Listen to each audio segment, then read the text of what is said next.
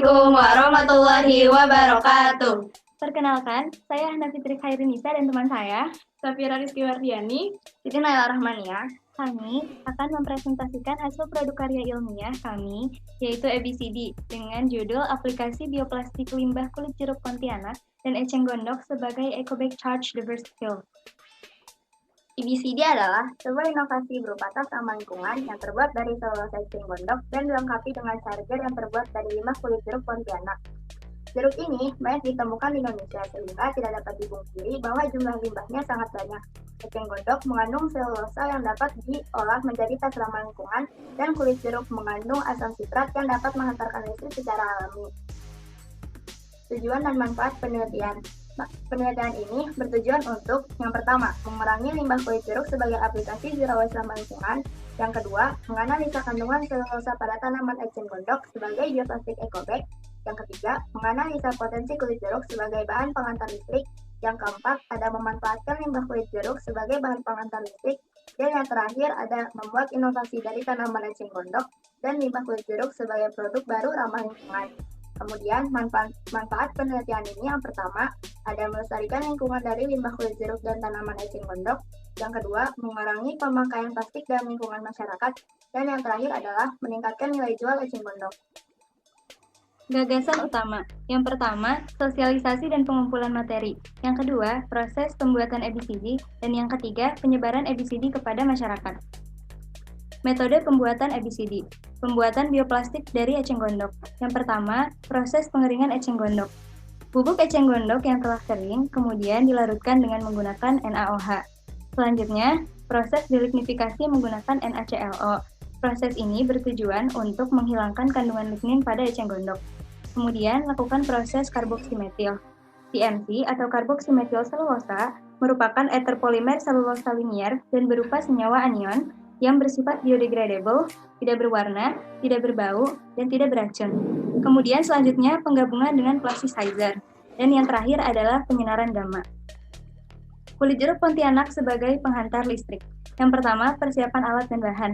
Alat dan bahan yang kami gunakan adalah kulit jeruk Pontianak, Cu dan Zn sebagai elektroda, arang karbon, dan juga baterai bekas sebagai bahan uji coba.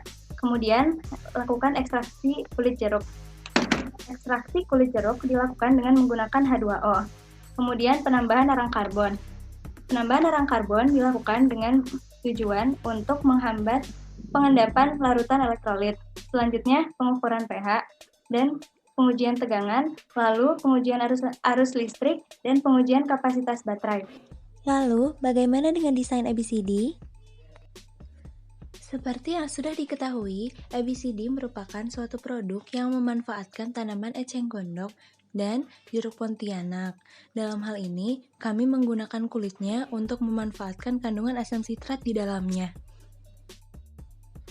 Ini adalah gambar desain dari ABCD. Kedua bagian yang ditunjuk merupakan bioplastik dari eceng gondok yang proses pembuatannya telah dijelaskan sebelumnya. Selanjutnya, kotak kecil pada bagian samping produk ABCD adalah tempat untuk menaruh charger berbahan dasar kulit jeruk Pontianak yang proses pembuatannya juga telah dijelaskan sebelumnya. Seperti itulah desain dari ABCD. Lalu, bagaimana dengan kedua hal ini? Analisis ekonomi dan efektivitas ABCD. Pengujian kapasitas baterai dilakukan dengan metode pengosongan. Setelah 24 hari 16 jam, tercatat arus sebesar 0,016 mA dan tegangan bernilai sekitar 0,81 volt. Adapun kapasitas baterai yang dihasilkan adalah 4.752 mAh. Pada alat elektronik, khususnya handphone, kapasitas baterai yang digunakan beragam, mulai dari 3.000 mAh, 4.000 mAh, 5.000 mAh, hingga 13.000 mAh. Hal ini menunjukkan bahwa kapasitas baterai dengan elektrolit berbahan dasar kulit jeruk dan arang karbon mencukupi untuk digunakan dan dikombinasikan menjadi ABCD. Selanjutnya, kami juga melakukan analisis ekonomi.